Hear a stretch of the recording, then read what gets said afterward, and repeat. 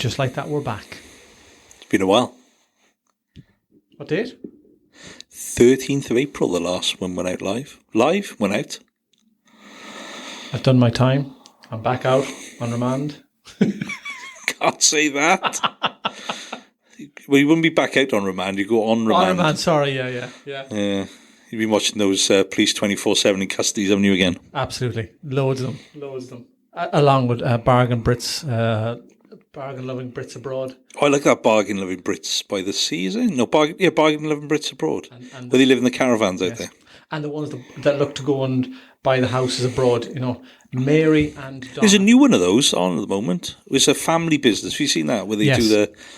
yeah. Mary and Donna are looking for a 5-bed, 4-bath with, overlooking a sea view. And they've got £87,500 to spend. Yeah.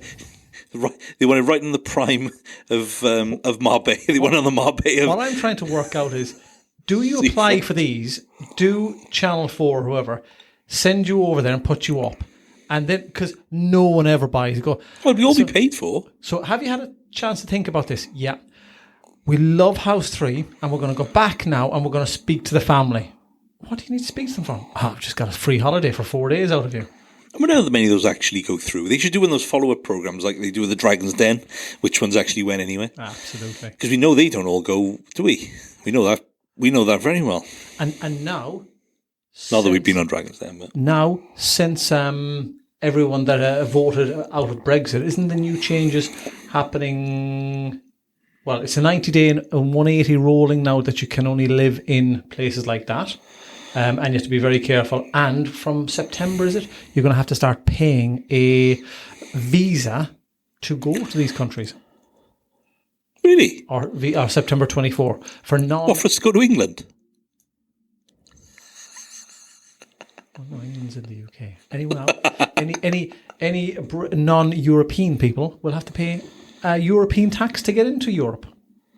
So we have to pay to actually get into Europe. You go to Spain next year, you're paying, I think it's something like £7 a pop, but it's an online registration and all that. It's £28. So it's literally like going inside a congestion zone in London now, is it? You've got to pay. Yeah. Well, actually everywhere, innit? Congestion zones coming everywhere, aren't they? Yeah, Bristol, Bath.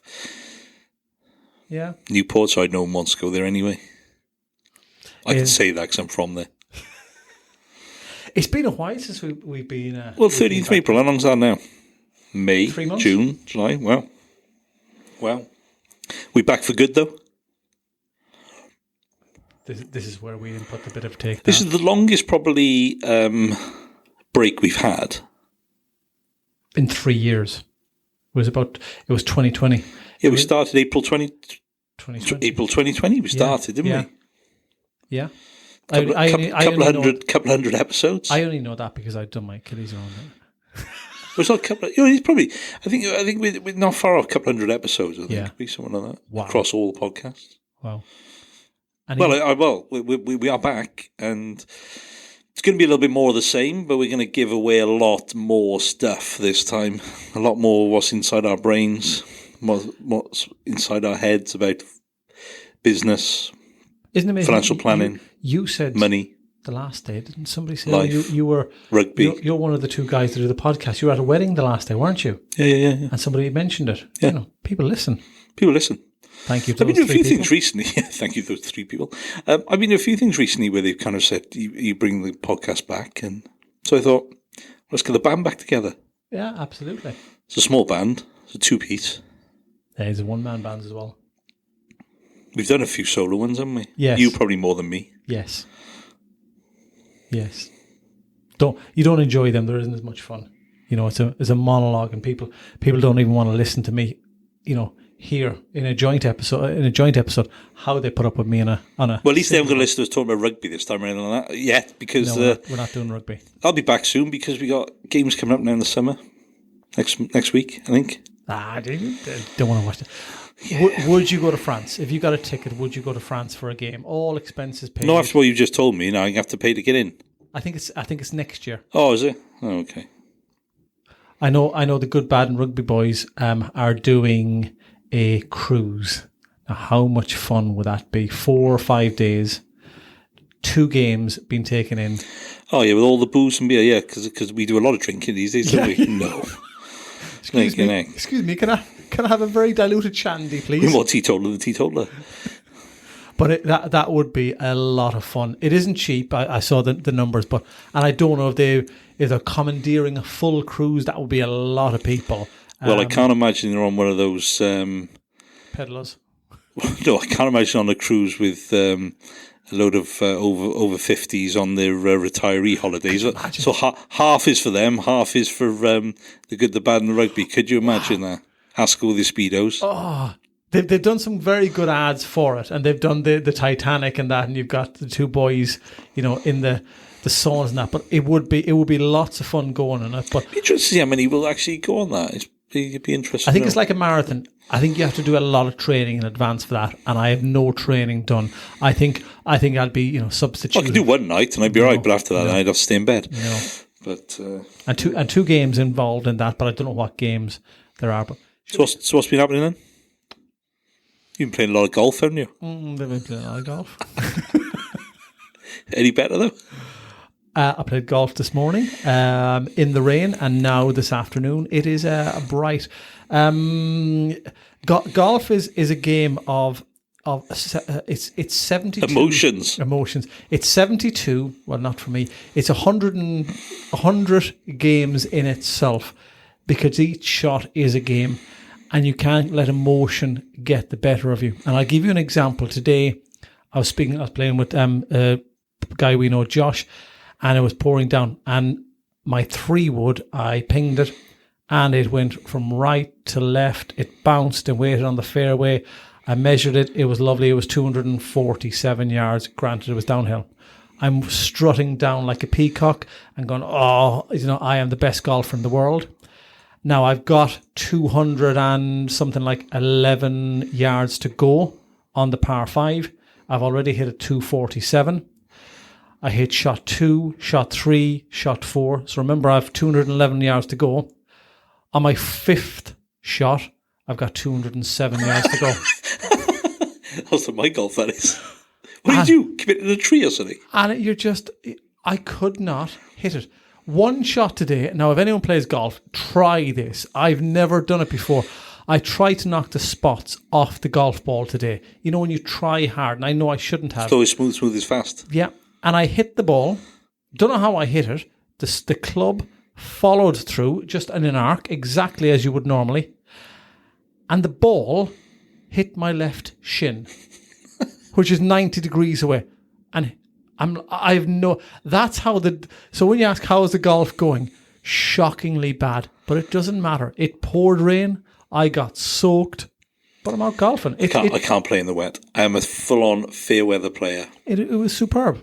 It was superb. As you know, I've just come off a call there, getting an invite for tomorrow, and I just can't do it. I'm getting the bug now. I'm not playing well at all, but I don't care. But there's some good shots. But yeah, summertime superb. Wintertime, I'm not a fan of being wrapped up to the nth degree. Your movement is restricted. So no interest. But it was like me when we played the other day, and I put that waterproof coat on, which wasn't a golf one, and I couldn't move my arms properly in it to swing the thing. So you've got to have the right kit as well. You know what I'm also doing at the moment is a lot of this body weight exercise. And I was of the opinion before, this is so easy, do 10 of these, 15 of these, 12 of these, take a 30-second break. It's not like lifting weights. Oh my Lord. It is so bloody hard to do. But it's lots of fun. I've got 1.3 kilos off in 3 weeks. Got shows as well. Yeah. I'm trying to put it, I want to put something on, not take it off. Well, that's easy. I can help you with that. You can have some of mine. So can Johnny Gregg across the road. Yeah, that's the problem. Lucky we don't go there. So we moved offices. Nice, big, bright, cold offices. Well, it's all right in this weather, though, isn't it? It'd be cold. Yeah. It doesn't get don't need aircon. It's nice, nice. But let's not talk about the carpet. It's gonna bug me for the rest of the year. We'll have to put some pictures on social media. Yeah, I think I'm going to put some newspaper down over the stains on the carpet, which was here from where we got it from. wasn't our carpet. It's what came with the building. We've managed to decorate it. We're probably at about 90% decoration. We're just waiting for our branding on the walls to be sorted, aren't we? Yeah, it's gonna look nice. It is a lot bigger. We're going to do some events here, aren't we?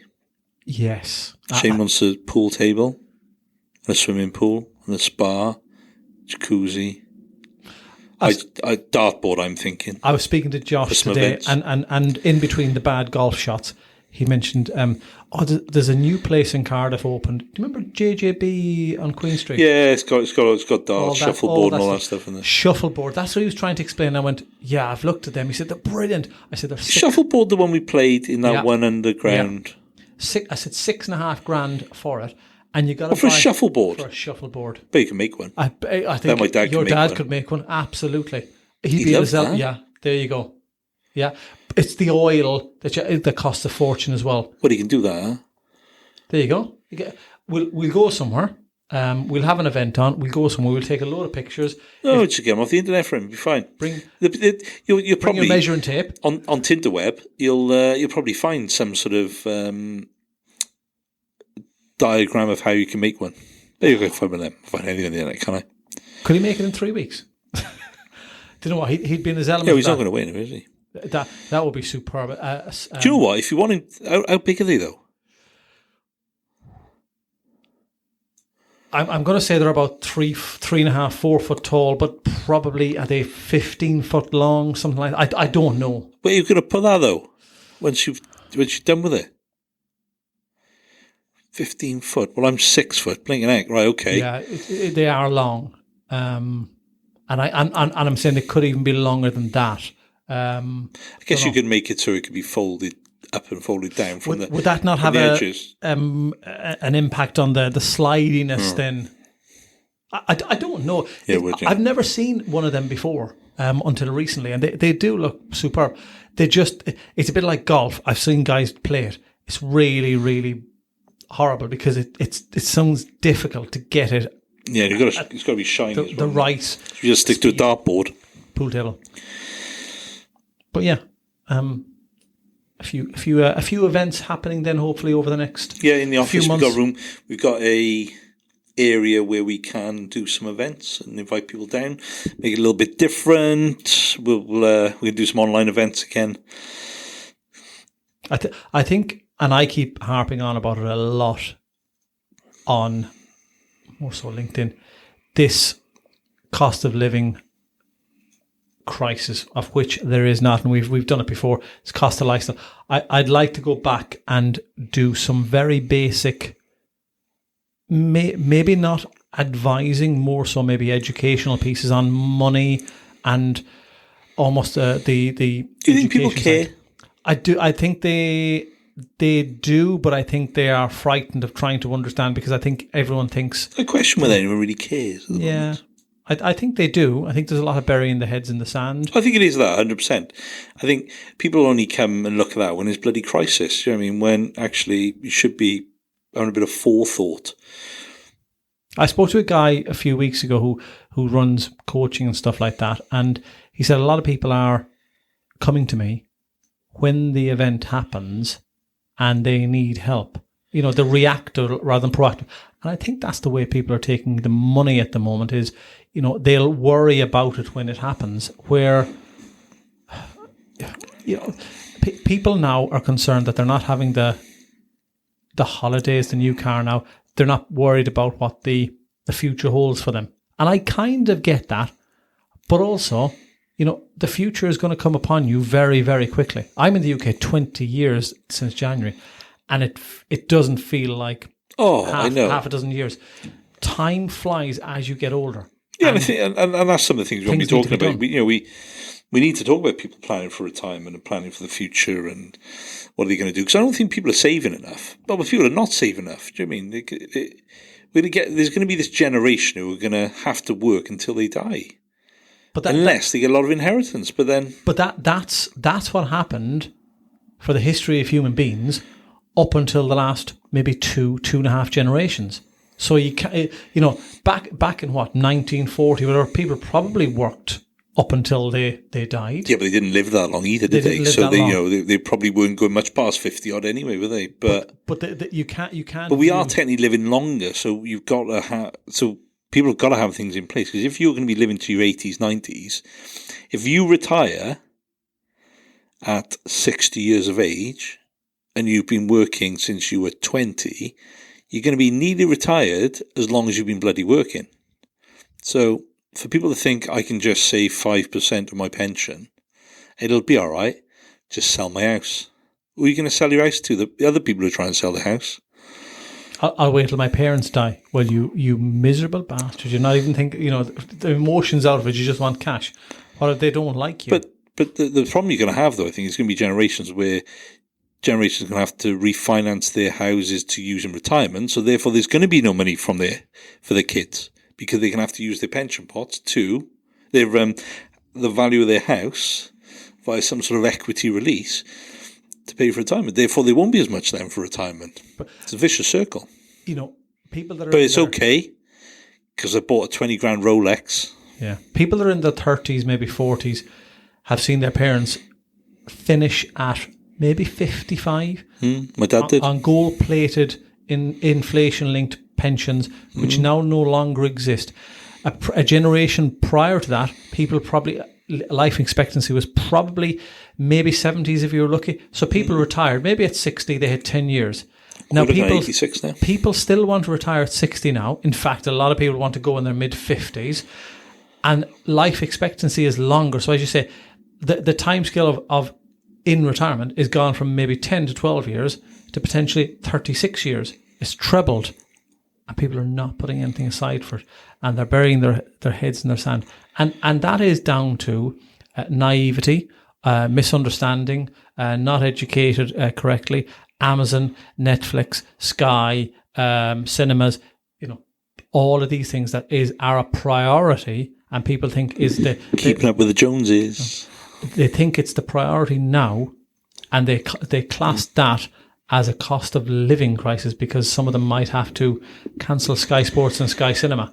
But it's all quite interesting, though, because inflation hasn't really slowed down, has it? I know obviously it's come down a little bit this month, but I'm not convinced that's going to last, and it's all a bit artificial, isn't it? I think Rob Moore said today, he said you should take the inflationary rate and add 50%, because that's the 50%, he said, the government are hiding that we don't really see is being spent.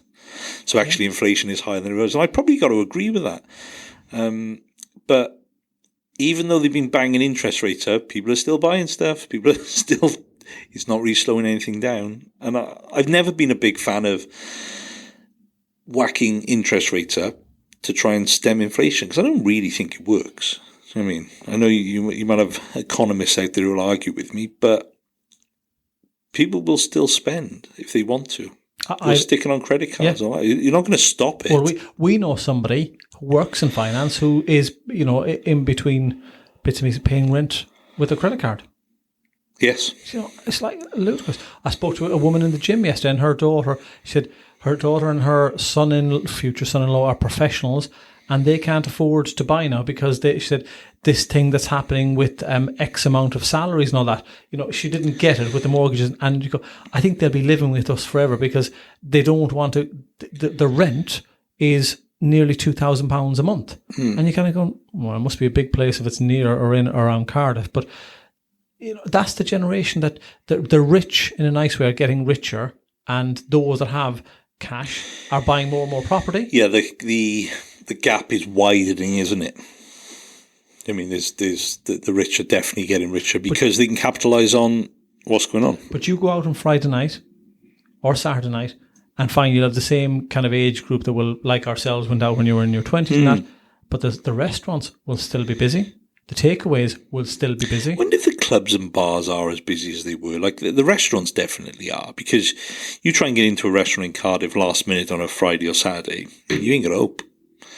And if you can get in, you've got to wonder whether actually the food's any good. The rugby found that out to my football is starting again in 2 or 3 weeks. Stadiums will be full again. Rugby pre-World Cup almost will be on. And then we got the World Cup. People will be going out watching that. People will go to the World Cup, and I know some of them, probably a bit like the Lions tours, may have saved for the last 4 years or so for something like that. So I get that. But I know so many people that are just, packing up and going to France for August. I know one guy said to me some weeks ago in the gym, he said, I'm going camping the weekend. He went, okay. I said, I'm got a camper van. I said, where are you going? West Wales, testing out. I said, right. I'm going to France for 3 weeks in August. Right. I said, you renting over there? No, camper van. And I went outside and saw it, and he bought a VW camper van. How much was that? 45? Nah, 60. And I said, you ever been camping before? There's no toilet shower in those ones, is there? No. Because they literally had a van, like my van. Yeah, even don't like camping, but do you know what? It was just, I couldn't be bothered renting. You'd be in a hotel after the first few days. I couldn't be bothered renting one for a few days. Just bought it. Imagine being in there with no aircon. 60 grand. The sun in Europe at the minute. Four of them in it. Four. Now, don't get me wrong. I'd have one of those big, like Winnebago things that look like a bus with everything in. But to be honest, my sister-in-law, she's in France now. I think they've gone. But they take their they got a proper caravan though, and it's a big one. It's a double wheelbase one, got aircon and everything. But they're out there for 3 weeks now, and I think next summer they're potentially going for longer. But they love it. Do you know what I mean? No. No. But it is quite a big caravan, though, and it's also got a big awning with it, so you can actually kind of... No, I'm not bought it. I'm not bought it. No, not bought it. No, that's what hotels were invented I would like one of those proper driving camper vans with the proper beds in them, not the little ones. Might need to have a toilet and a shower. Like the lad that, when COVID happened, he's the Formula 1 driver. He spent, 200 grand on it, and the sides push out, and the Jensen Button? No. Jensen Button's got a 1.2 million pound. It's another guy. I can't remember who he was, but it showed, and he lived in that. I was like, maybe that. But do you know what? That's why they invented hotels. You don't need to be travelling in things like that. Small, condensed areas. No. Says he that's going on a cruise in a few weeks. I was going to say, talk about smaller. Have you got one of those rooms with no windows as well? No, we got 2 windows. Yeah. You got a porthole, have you? We got 1 porthole and 1 fake porthole. Have you got a balcony? No. You chose not to have one. The health and safety officer chose not to have a balcony. Yes. Probably agree with that, actually, because some of them literally do. You look overnight straight in the sea. What's the worst that can happen? You drop straight in the sea. Do you know what? But you can't swim, can you? I wouldn't go in the balcony then. Just look out through the window, lovely balcony. There's 2 portholes. Mind you, it gets a bit blowy out of the balcony. 2 portholes, and one of them is a TV. So it shows the picture of what it's like outside. Really? What's the point in that? Well, how much more is that going to cost than a normal window? Oh, that's random, isn't it? Isn't it? So you have to turn it off at night then? I have no idea. I'll take some videos. You're on a Disney cruise? Yeah. Wow. Yeah. That'll be fun. Yeah, sold my left kidney for that. Well, yeah. I'm convinced. I've always said it's a cost of lifestyle crisis. I'm not ashamed to say that. I'm convinced this cruise is going to have all like the Disney characters on there. Yeah, I hope so. Otherwise, there's going to be somebody very, very upset in our house. Yeah, and that ain't me. I'm only imagining that there's going to be loads of drugs on there as well, because I can't imagine the parents being able to get through 4 days of non-sleeping because of the kids' excitement without any sort of narcotics. Wear them out. It's impossible. You know, 11 full o'clock of sugar, at night, full of sugar. Kids are going to be running around the place. Parents are going to be absolutely exhausted, and there's no way off. You can't, especially for us, we've got no balcony. You can't jump. There's no way out. Well, fair. So what are people going to expect from the new podcast then? New podcast for the follow-on of the podcast? Might have to change the name as well. That's another story. There's another story. We'll keep you updated on that one. Yeah. Yeah. I'd love to say something, but let's keep that quiet. I think there's a need for people for, I'm going to say, a re-education, because I think people understand certain things, but maybe just giving a bit back. Let's come. I think we're going to give a lot back. We're going to give a lot back this time, a lot more than we've ever given. I'm going to try and all for free as well. I'm going to try and troll. You're going to troll people? Through, that's difficult to say as an Irish person, troll through any sort of papers, media each week, and just find some crap that people are coming out with just to kind of put the world right in terms of Yeah, what you'll they're have to do saying. that because I don't watch the news or read the newspapers, Yeah. as you well know. Well, we'll talk about me reading newspapers, but I kind of get a bit switched off after about 9.7 seconds of reading stuff. But that's for another podcast. Yeah, And we're going to have a couple of listeners throw client questions at the end as well. Yeah. Some common things that come up. We can do that at the end of every podcast. We'll actually do some today as well. we might bring a few guests on as well. Oh, we definitely get some guests on. I think we got a couple potentially lined up, and we'll see where we kind of go with that. I quite enjoy doing guests. Yeah. Do you know what I've realised when we've gone on a few more of them? When you started in 2020, it seemed, what are we going to talk about? How are we going to be able to talk? When you go on as a guest, it's bloody horrible because they're in control.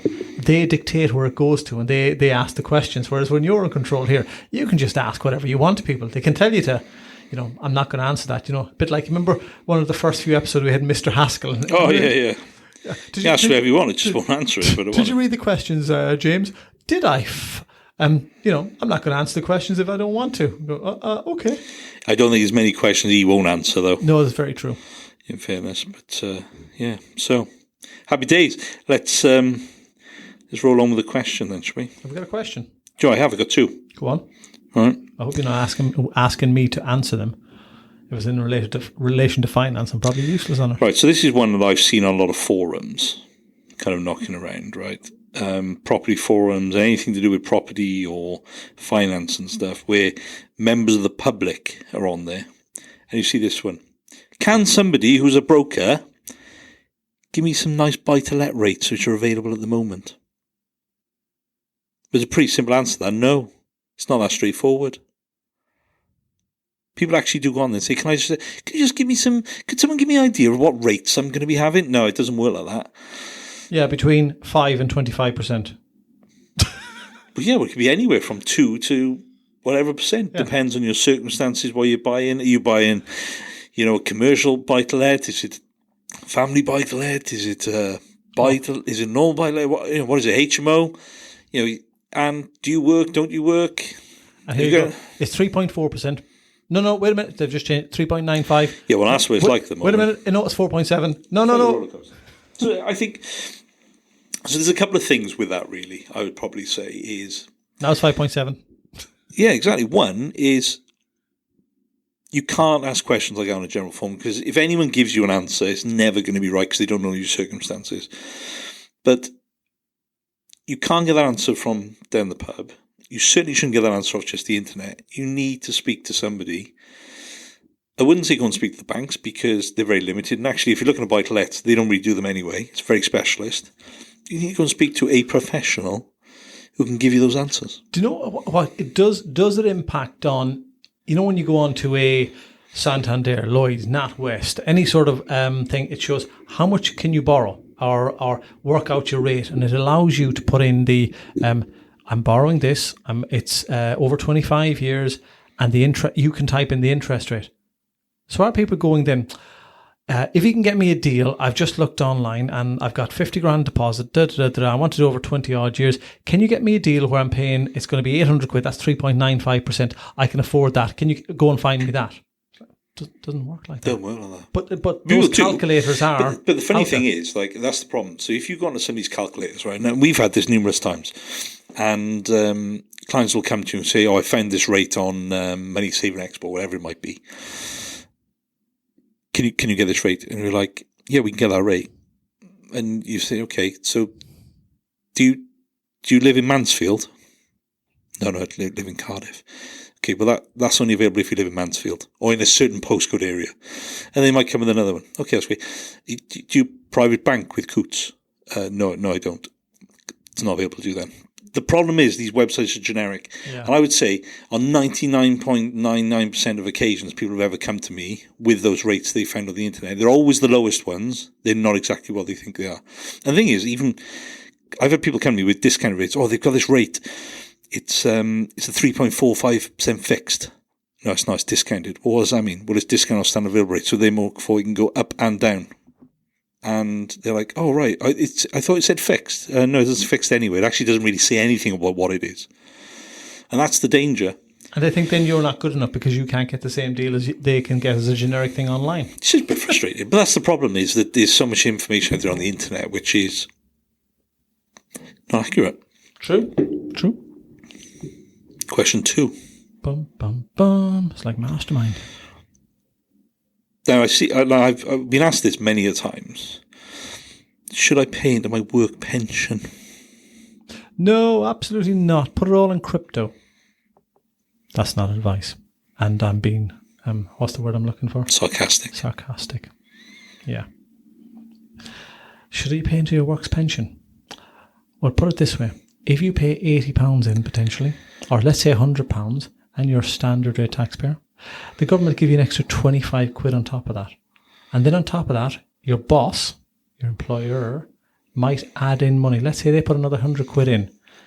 So all of a sudden, before even any of this growth or interest rate, you put 100 quid in, and now it's worth £225. Now go and find anything on this planet that will give you that sort of uplift immediately. And then you impact on the effect of compound interest over 10, 20, 30 odd years. It is phenomenal. So yes, you should pay into your pension. How much? As much as you can bloody afford, and a bit more. And as much, at least, that your boss can match, because it's free money. Stop worrying about, I can't access it until X amount of years. Doesn't matter, it's still your money. What if I die? It's still your money. It'll go to the family as a tax-free lump sum. I want to spend it on other money. No, it's a cost of a lifestyle crisis. You need to plan for the future. There's no excuses. Just get it done. I suppose let's not even go into the where should I invest it. We'll do that in another episode. I think we'll actually cover off this in another kind of podcast. We'll talk about work-paid pensions and actually how we think you should actually invest in those, because I think they're superb. Because they're superb, but what you don't do is just go with the default option that they're giving you. There's a lot more you can kind of do with it. But you've got to do it, because effectively you could have a good 100% uplift straight away from day one with what you're putting in, by what your employer puts in and what you get from tax relief. And let's come back to this in a few weeks' time. Default is lifestyle strategy, which defaults as you put a date. When do you want to retire? 60. What age are you now? 55. I don't want any risk. It automatically puts it into cash or bonds, and bonds in some forms have gone down by 50% in the last 3 years. So you've lost half of your money in a time when you are looking to start drawing an income in the future. So this concept of risk is just totally upside down. People don't understand it. They don't understand risk, and they understand. Most words have two meanings, as in, I don't know, let's say, give me an example. I can't think of one right now and I'm lost, but some words will have a double meaning, even though they sound the same, they're spelt the same. But risk, everyone just sees it as one thing, loss of money, and high risk is the worst thing, and low risk is you never lose. That's gone out the window. People need to be educated correctly, but we come back to that on another date. Yeah, no, I think that's it. Put into your work's pension. Yeah, not pay into it. And do not do what you hear a lot of people doing. I'm not going to start now. I'm going to start it next year because I got a few things I want to pay off. You're never going to pay them off to start with. Never going to pay it off. And you're never going to start that pension. And before you know it, 5-6 years down the line, you've lost out on that couple £100 a month you would have had, compounded. You've lost out on a lot of money. If somebody sends me in their bank statement, I bet you I can find 60 quid a month on savings for them. Netflix you never used it, Amazon Prime, you've got 2 of them in the house. Pet cover, your pet died last year. Phone insurance that you already have. Pet cover. That's another episode. That is the amount of people who pay pet insurance but don't insure themselves or their family or their kids. Unbelievable. I think we've probably offended as many of the listeners as we could in the first episode. It's a good effort. Yeah. We're trying to, we probably will do more of that. But people need to wake up and hear these things. So, we're back. We're back. Wow, that was... Band's back together. I had headphones in there, and that shout... Was that loud? That was loud, yeah. There's blood coming out of my back ear for now. good. So it's good to be back, actually. Yes.